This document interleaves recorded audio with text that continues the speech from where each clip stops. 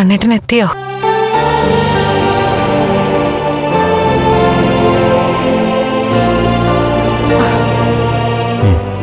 എന്റെ അമ്മാവൻ black mailing തുടരുകയാണല്ലേ? പിന്നെയും വിളിച്ചോ? വിളിച്ചു. പോയിട്ടുണ്ട് അനന്തു. കണ്ണേട്ടനോട് സത്യങ്ങൾ പറയുന്നായിരുന്നു ഭീഷണി.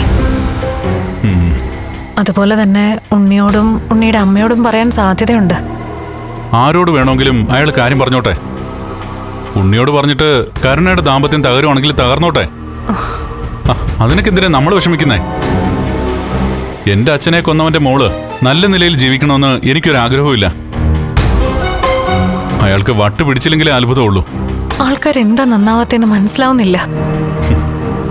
അന്ന് 7-ാം മാസം അവിടെ വന്ന് കരുണയുടെ അച്ഛൻ അഴിഞ്ഞാടുകയായിരുന്നു. ആ സമയത്ത് ഗത്യന്തരം ഇല്ലാതെയാ അയാളോട് നടന്നതൊക്കെ പറഞ്ഞത്. അത് പക്ഷേ അയാൾ ഇങ്ങനെ മുതലാക്കുമെന്ന് കരുതിയില്ല. ഏതായാലും ഇപ്പൊ ബ്ലാക്ക് മെയിലിംഗ് അവസാനിക്കുമല്ലോ. അനന്തു ഈ കേസ് കൈകാര്യം ചെയ്യേണ്ട രീതി തന്നെ കൈകാര്യം ചെയ്തോളും. തനിക്കിപ്പോ എങ്ങനെയുണ്ട്? ചെറിയ ക്ഷീണമുണ്ട്. അത് മെഡിസിന്റെയാ. എല്ലാം ശരിയാവും കേട്ടോ.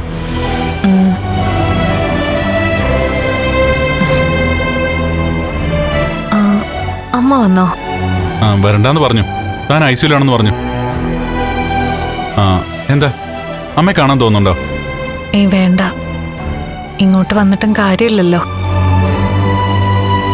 വരണ്ടാന്ന് പറയണമെന്ന് കരുതിയിട്ടാ ചോദിച്ചത്.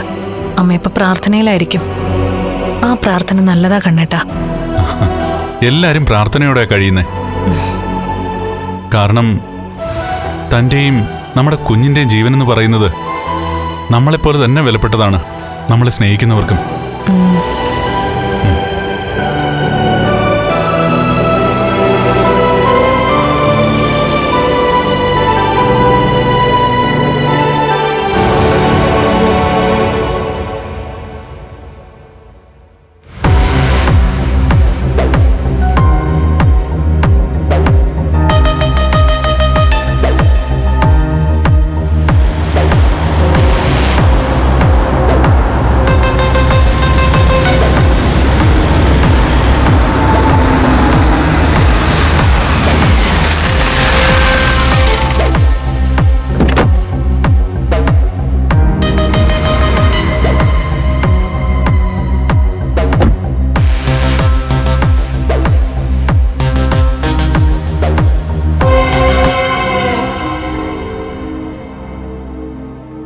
അവള് ഹോസ്പിറ്റലാണെന്നൊക്കെ പറഞ്ഞത് സത്യമാണോന്ന് എനിക്ക് സംശയമുണ്ട്. സംശയം ഉണ്ടെങ്കിലേ പോയി നോക്ക്. ഹോസ്പിറ്റലിന്റെ പേര് പറയാം. മഹിപ്പോ ഐസിയുല. കുഞ്ഞു പോയിട്ടൊന്നും ഇല്ലല്ലോ. എന്റെ അനന്തക്കുട്ട, നീ എന്നോട് ദേഷ്യപ്പെടല്ലേ? താനൊക്കെ ഒരു മനുഷ്യനാണോ? കണ്ണനെ കുറെ വിറ്റ് തിന്നില്ലേ? ഇനിയും അതൊക്കെ ഒന്ന് അവസാനിപ്പിച്ചൂടെ? എന്റെ അനന്തു മോനെ, ഞാൻ കണ്ണനെയും കണ്ണന്റെ അച്ഛനെയും ഒക്കെ സേവിച്ചിട്ടേ ഉള്ളൂ.